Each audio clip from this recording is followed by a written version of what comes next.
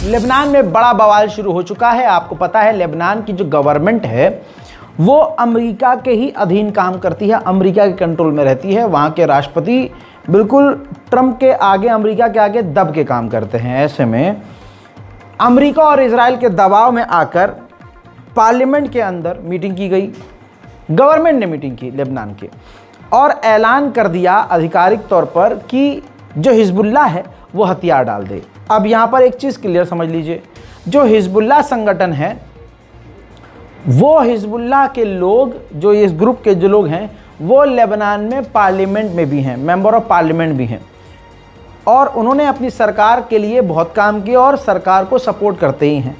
ऐसे में जब सरकार ने उनके खिलाफ पार्लियामेंट के अंदर बिल पास किया कि हम ये चाहते हैं, लेबनान की सरकार ये चाहती है कि हिजबुल्लाह हथियार डाल दे, तो ऐसे में पार्लियामेंट से वॉक आउट करके चले गए कौन? हिजबुल्लाह के लोग। लेकिन इससे कोई फ़र्क नहीं पड़ा, अमेरिका का दबाव था, लिहाजा लेबनान की सरकार ने ऐलान कर दिया कि नहीं जी, हमारा फाइनल ये डिसीज़न है कि हिजबुल्लाह हथियार डाल दे। अब इसके बाद क्या हुआ? पूरा लेबनान हिजबुल्लाह को ही मानता है और हिजबुल्लाह को सपोर्ट करता है अभी भी। ऐसे में अपनी गवर्नमेंट के खिलाफ फिर तमाम लोग हिजबुल्लाह के सपोर्ट में सड़कों पर आ गए लेबनान में। ये देखिए प्रदर्शन तेज।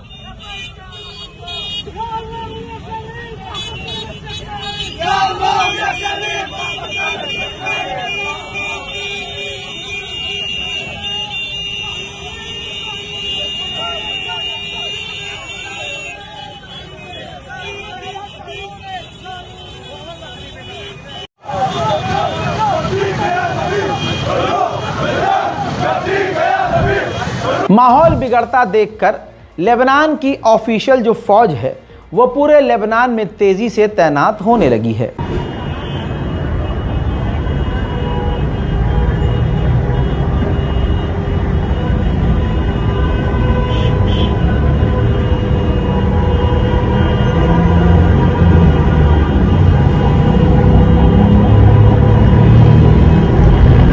उधर इसके बाद इजराइल ने मौका देखकर कि सड़कों पर प्रदर्शन हिजबुल्लाह के सपोर्ट में, तो उसने लेबनान पर खौफनाक हमले कर दिए।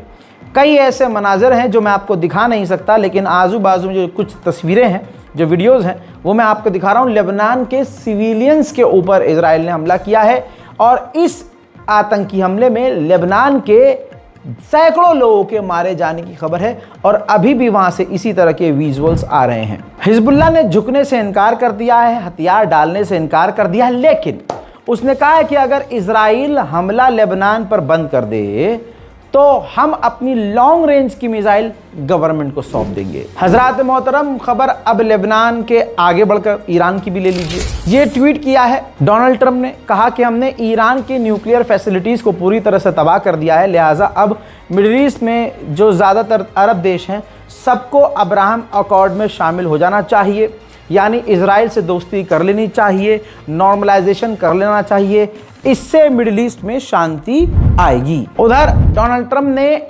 18 एंटिटीज ईरानियों पर पाबंदी लगा दी है, कई कंपनियों को भी बैन कर दिया है। इस वक्त पूरी दुनिया में अमेरिका के द्वारा सबसे ज्यादा ईरान पर पाबंदी है। वहीं ईरान ने ऐलान किया है कि हमने मूसाद के हथियार जब्त किए हैं जो भिजवाए थे मूसाद ने हमारे मुल्क में दंगा फसाद और हमला करने के लिए। डोनाल्ड ट्रंप ने कहा है कि अगर हम ईरान पर हमला ना करते तो ईरान 2 महीने में परमाणु बम बना लेता, लेकिन अगर ईरान फिर से उस रास्ते पे जाएगा तो हम हमला दोबारा करेंगे। Their nuclear haul because they would have had nuclear weapons within 2 months, but doesn't even include Iran with obliterating their nuclear haul because they would have had nuclear weapons within 2 months, but उधर कुछ न कुछ तो रूस और Iran के बीच चल रहा है। सबूत दोनों आपकी स्क्रीन पर, मैप देखिए और कार्गो का इंफॉर्मेशन देखिए। रूस का एक कार्गो जैसे जहाज के अंदर, जिस जहाज के अंदर हथियार ट्रांसफर होते हैं, वो जहाज तेहरान उतरा है। ये नहीं पता कि रशिया ईरान को क्या सप्लाई कर रहा है, लेकिन लगातार ईरान में रूस के कार्गो जहाज उतरते हुए देखे जा रहे हैं। ईरान ने आधिकारिक तौर से धमकी भी दी है। कहा है कि अगर कोई भी गलती अमेरिका ने की तो हमारे बदले से अमेरिका दूर नहीं होगा। हम बदला अमेरिका से भी लेंगे, बल्कि हम अमेरिका से यही कहेंगे कि नेतन्याहू के लिए अपनी कुर्बानी न दे अमेरिका। आया استراتژیست‌های آمریکا فکر می‌کنند آینده‌ای وجود ندارد و امروز روز آخر دنیاست و فردا گریبانشان در منطقه به دست فرزندان زخم خورده این ملت نخواهد افتاد. حتی اگر یک نفر از این نسل باقی مانده باشد، شما آمریکایی ها از سیلی انتقام او در امان نخواهید بود. हजरात, ईरान के अंदर जासूस देखिए हर जगह, ईरानी जासूस भी हैं और बड़े लेवल पर। ईरान के न्यूक्लियर साइंटिस्ट समझिए, जो कि ईरान के न्यूक्लियर बॉडी में काम करते थे, ईरानी थे। उन्होंने जो क्रिप्टो करेंसी है उसको एक्सचेंज किया, मूसाद से विदेश में जाकर मिले और मूसाद के लिए जासूसी की। और अब जब वो पकड़े गए तो ये है उनका बयान, स्टेटमेंट है, और इसमें ऑन कैमरा वो मान रहे हैं कि हाँ जी, मैंने देश से गद्दारी की है, ईरान से गद्दारी की है और मैंने मूसाद को सेंसिटिव जानकारियां दी हैं। बड़ी बात यह है कि ईरान ने जैसे ही इन्हें पकड़ा, बयान लिया, साबित किया, बयान लाइव किया और इन्हें कल फांसी पर लटका दिया गया है। उधर ईरान के विदेश मंत्री ने बड़ा ऐलान कर दिया। ईरान के विदेश मंत्री ने कहा कि अभी कोई एग्रीमेंट नहीं हुआ है, न हम उस स्टेट पर पहुंचे हैं कि अमेरिका से हम बात करेंगे। अब आपके सामने एक और सबूत, ईरान की लगातार पर्शियन गल्फ में पहुंचकर जासूसी की जा रही है। अमेरिका अपने ड्रोन और जहाज भेजकर पर्शियन गल्फ में ईरान की जासूसी कर रहा है। उधर ईरान के अराक के इलाके में फिर आग लगी है और मुझे बताने की जरूरत नहीं है कि इसके पीछे है कौन।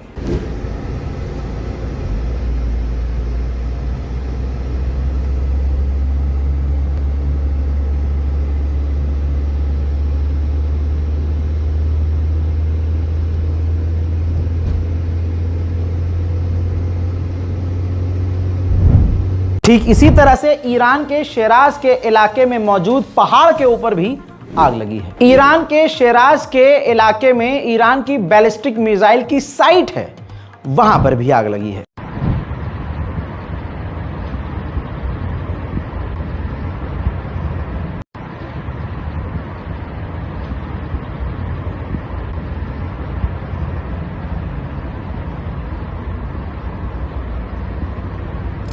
अब ईरान में पानी की किल्लत तो है ही और डैम बंद होने की वजह से बिजली भी जनरेट नहीं हो पा रही है। तो इमाम अली जो हॉस्पिटल है ईरान के अंदर, ये है वो मंज़र। भाई बिजली गायब हो गई, लाइट चली गई हॉस्पिटल के अंदर, और जिसके बाद जो वेंटिलेटर पे लोग थे, जो बीमार थे, जिनको मशीन्स मेडिकल की लगी हुई थी, वो मशीनें बंद हो गई और पेशेंट्स मौत के मुंह में चले गए। बड़ा खुलासा हुआ है कि 1 साल पहले ईरान के न्यूक्लियर डेलीगेशन, मतलब वैज्ञानिकों की एक टीम रूस पहुंची थी चुपके से, और रूस की जो न्यूक्लियर साइट थी उन्होंने वहां जाकर दौरा किया था। डेनमार्क में इजिप्ट की एम्बेसी है, वहां भी फिलिस्तीनी समर्थकों ने जाकर लाल रंग पोत दिया, प्रदर्शन किया। السفارة المصرية أمام السفارة، سفارة السيسي، سيسي الكلب في الدنمارك. افتح معبر رفح يا سيسي. في حدا افتح معبر رفح يا سيسي. افتحوا المعبر، افتحوا المعبر يا اخواني، افتحوا المعبر، خلينا نفوت. يا افتحوا يا خلي رجال تفوت. يا بتفتحوا معبر رفح يا بتخلوا العالم تفوت. يا بتفتحوا معبر رفح يا بتخلوا العالم تفوت.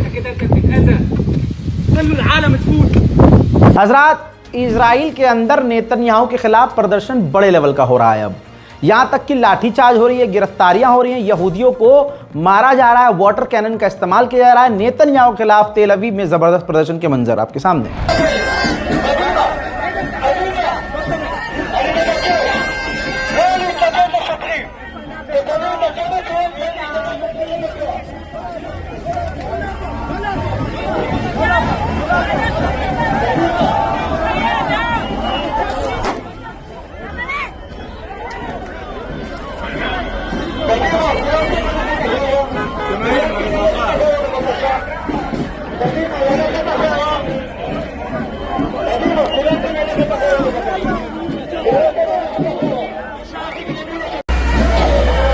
अमेरिका का एक सैनिक इजराइल की सेना में शामिल होकर नरसंहार कर रहा था। वापस वो जब अमेरिका आया तो ये मंजर है कि पता तो चल ही जाता है कि भाई कौन गया है इजराइल की फ़ौज में अमेरिका के तरफ से।